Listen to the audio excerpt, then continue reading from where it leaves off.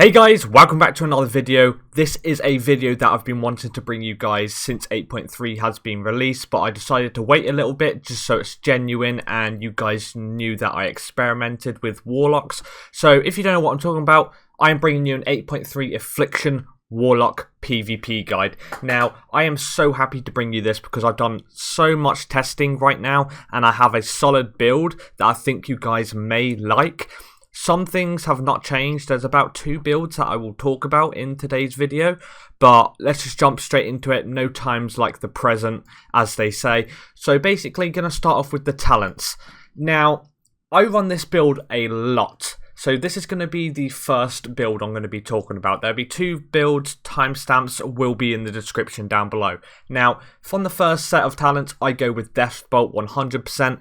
As you guys know, Deathbolt got a nerf. It actually does 20% of the total dots now rather than 30%, so it has had a 10% nerf, which does suck. However, you're still hitting those big numbers. Now, it is unreliable at times, just, you know, because at the end of the day, it can crit and it can do over 100k, but sometimes it can hit like a wet noodle and only do 30k. Now, I think this is really decent still. It's good for executes. It's good for, you know, finishing the target off in PvP, especially in arenas.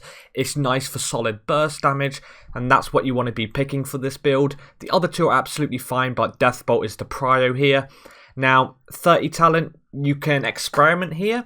I like Wrath and Agony with the Onset build. That's just personally my thing because Agony does a lot more damage.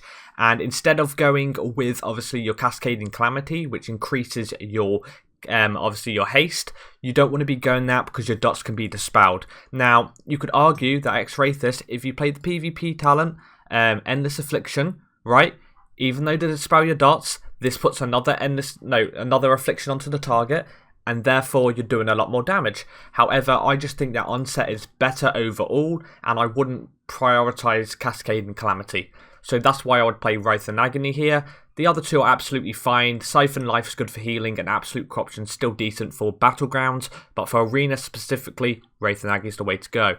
Demon Skin, 100%, no point talking about the others, it's just not worth it here.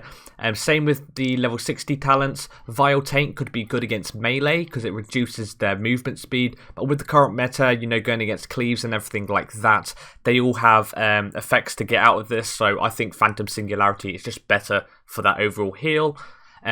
75 talent, all debatable depending on what you're against. Demonic Circle is going to be baseline in Shadowlands anyway, so I would probably go with Mortar Coil just for the extra healing and get used to the playstyle before obviously Shadowlands comes out. So that's what I would suggest here. Dark Fury is not good at all. Level 90 talents now. This is priority. You want to be going Grimoire of Sacrifice. I've done so many breakdowns so far, right? And this build is number 1. So as I'm aware, right?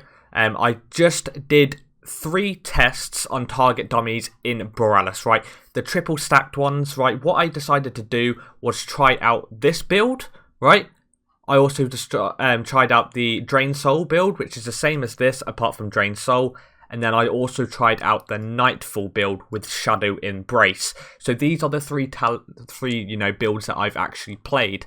Now, going with the Nightfall build, which is this one, right? I ended up doing 2.76 million within the first minute. Did it again for another minute. 3.08 million. Did it again. 3.15 million. So 3 minutes of extensive testing with burst, resetting every minute. Ended up doing 8.99 million damage. It was okay. Compared to the other 2, gone with obviously Drain Soul build with the Grimoire of Sacrifice. Now the Drain Soul build did 3.10 million in the first minute.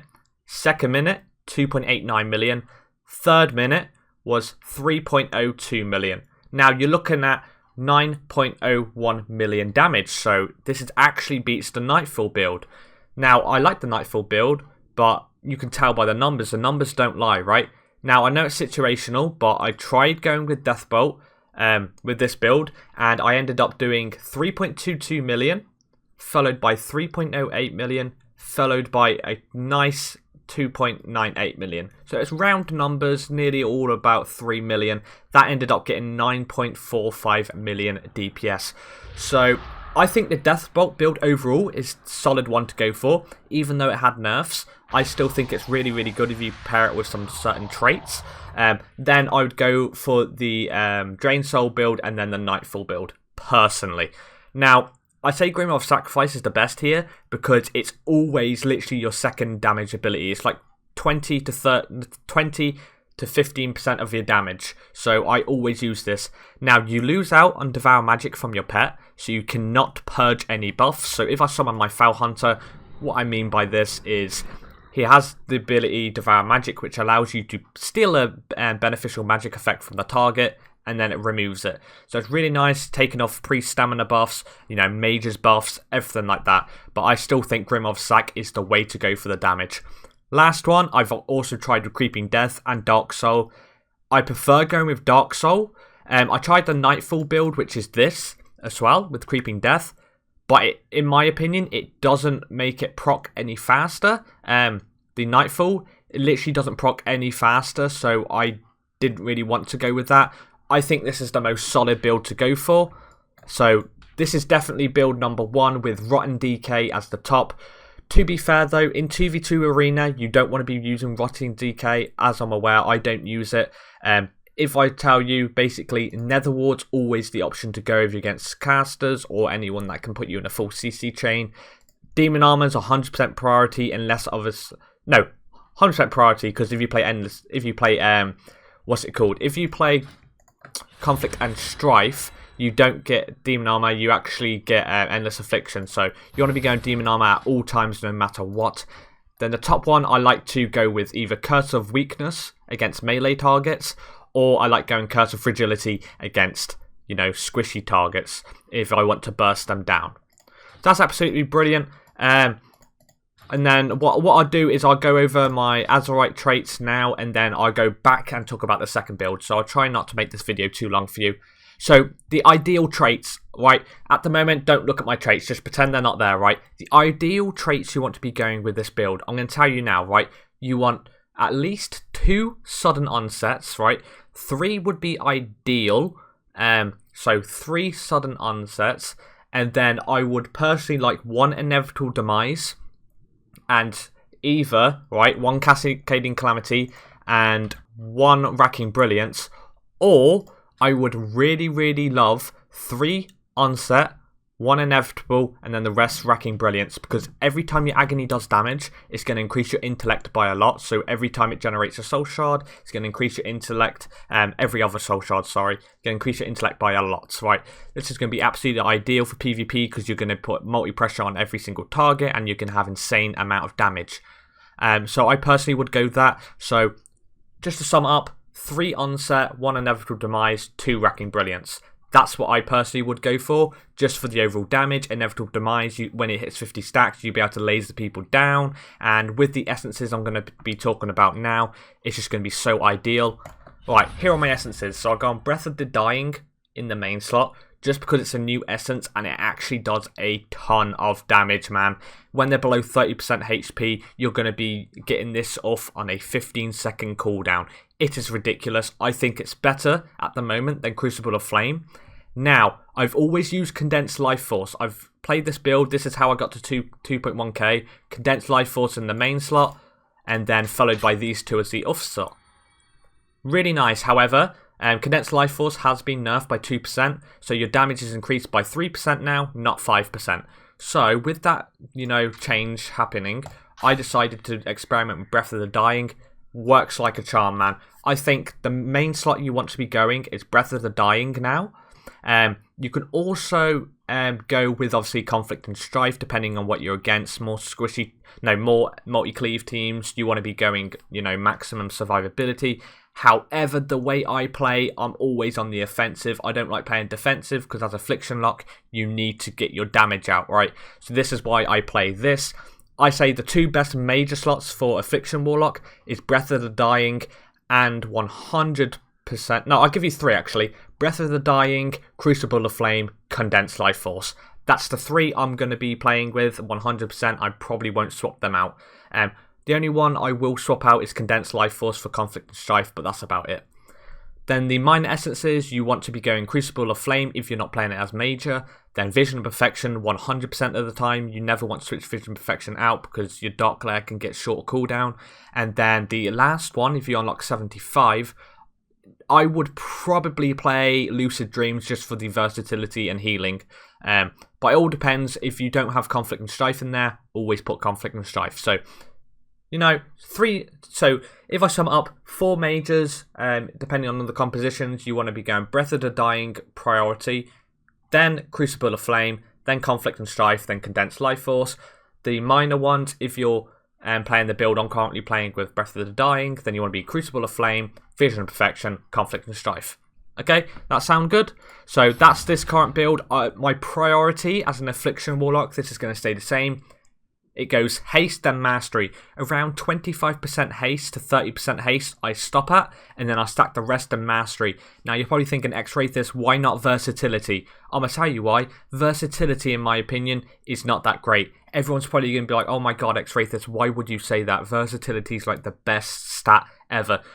Yes, it's really good for PvP, don't get me wrong. You know, the more verse you have, the more damage you're going to do, the more dodge your damage, you know, is going to do.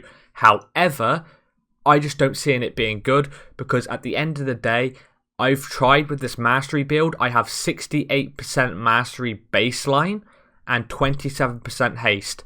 I think that this is so good because you literally mount people in 2v2 arenas and 3s especially, because your dots do so much damage with this Mastery.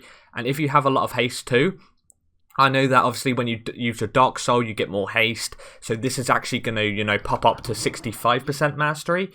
And then when you're actually, if you got Cascade Calamity, you get an extra like 400 Haste.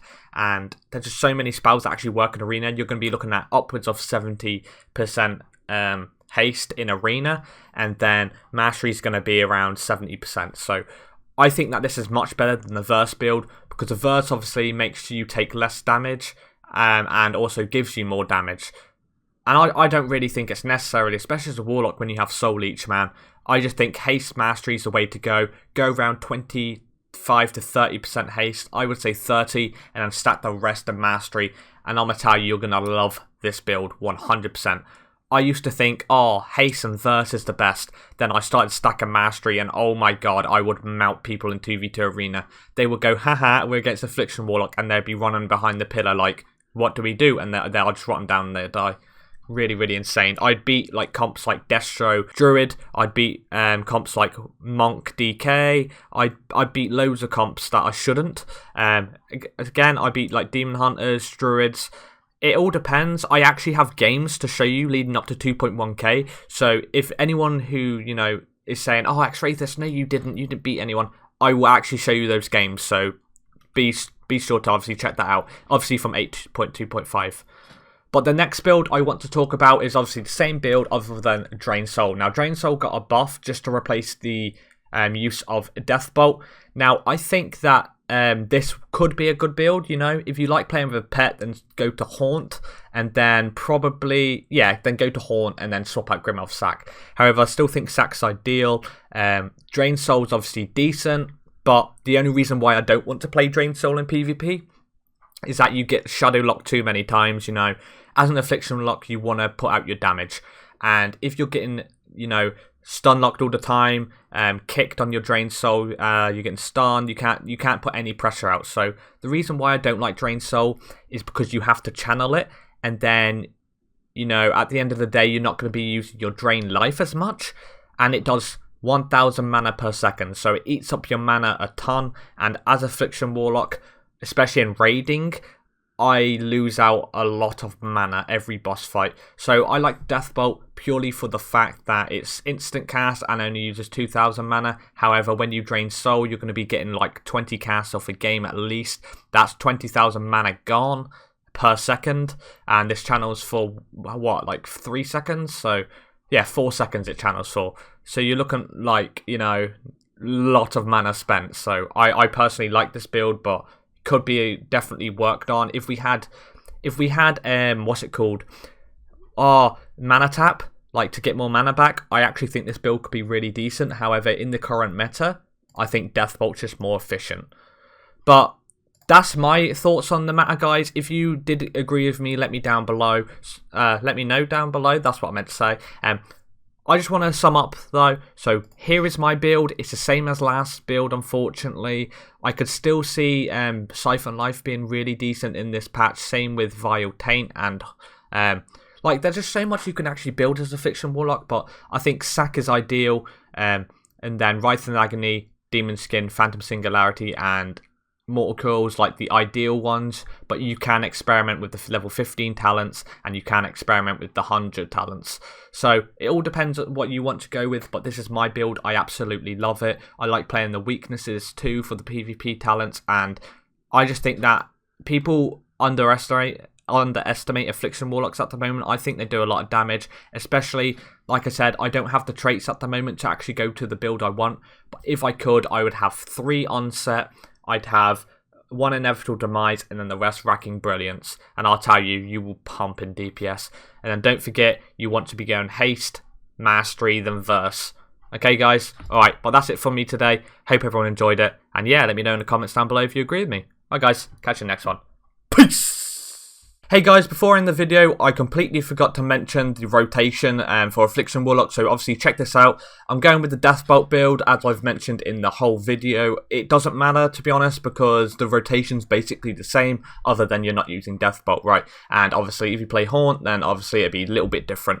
But yeah, say if we're in 2v2 arena and there's loads of targets. So what you want to do is start off with your Seed of Corruption. This is going to spread your corruption to every nearby target. Very nice when you're against classes like DK, because all of their pets, like their Abominations, their Magnuses, you know, their Ghouls, are going to get you the corruption, and if you're playing the Nightfall build, this is going to allow you to get loads of procs. However, just for the sake of this video, right, let's say there's only 2 targets. It's a 2v2 arena scenario. What you want to do is put your Agony and your corruption on both targets. This is going to be very nice. Then what you want to do is go back to your main target and put 5 unstable afflictions on them, right? Only if you have enough soul shards. Then you Dark Glare, put your Dark Soul Misery out, then you can put your Phantom Singularity, reapply your Agony and Corruption, and then Deathbolt. This is going to hit for a lot. You can also do your Essence, and then you want to be reapplying all of your dots onto the target, just so you can get the maximum amount of procs if you play proc trinkets, and then you rinse and repeat. You can also put your Agony on other players if it's a 3v3 arena scenario or 2v2, purely for the fact that you're going to get more pressure out on multiple targets. So you want to be doing a lot of uptime on your unstable afflictions and your Agony and Corruption. So if I just do it again, what you want to do is Agony, Corruption on all your targets, right? And then you want to be doing 5 unstable afflictions purely for burst onto your main target. Then you pop your Dark Glare, Dark Soul Misery, Phantom Singularity, Deathbolt. And that's going to allow you to hit for a lot.